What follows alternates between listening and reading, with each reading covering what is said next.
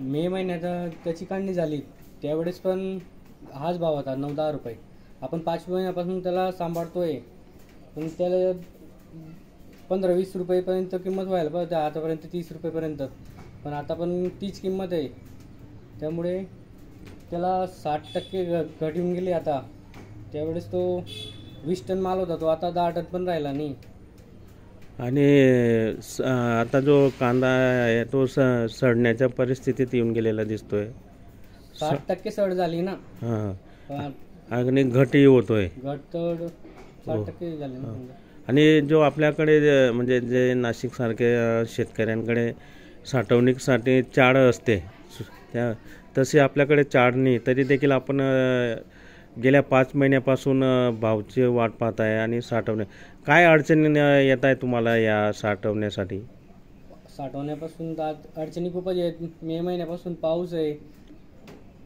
आपण exhaust fan लावले होते, गोडाऊनला माल भरलेला आहे. आपण रिस्क घेतली पण तरी पण आपल्याला भाव काही वाढले नाही, त्यामुळे लॉसमध्ये येते यावर्षी. लॉसमध्ये जे हो. अजून शासन जे आहे ते कांदा उत्पादक शेतकऱ्यांकडे लक्ष देताना दिसत नाही आहे. नाही, महाराष्ट्र नेपाळसारखी महाराष्ट्राची कंडिशन झाली. नेपाळसारखी परिस्थिती निर्माण होऊ शकते जर अशीच अच्छा, साधारण किती असेल हे खर्च लागलेला असेल तुम्हाला? त्याला तर 10 रुपये किलोचा खर्चच आहे. 10 रुपये किलोचा खर्च आहे. आणि आता हा जो साठवण्याचा खर्च हा वेगळा, तो 10 रुपये किलो तो खर्च झाला. म्हणजे आता शेतकऱ्याच्या घरात 20 रुपये खर्च झाला आहे. 20 रुपये खर्च झाला आहे.